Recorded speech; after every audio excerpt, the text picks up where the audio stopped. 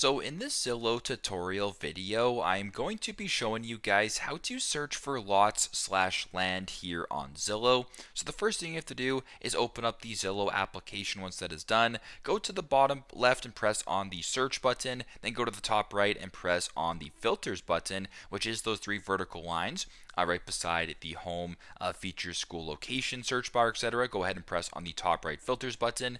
Then once you're here, simply just scroll down to where it says home type. Now, if you haven't changed anything already, it should have everything checked off, in regards to home type. So when you're looking for listings, houses will show up, townhomes, etc. will all show up. If you only want to look for specific lot listings or land listings for sale, simply just go and uncheck houses, uncheck townhomes, and uncheck everything except for lots slash land.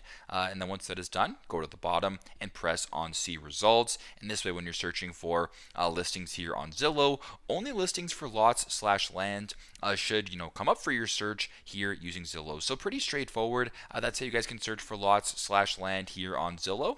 Thanks again for watching, and I hope this video helps.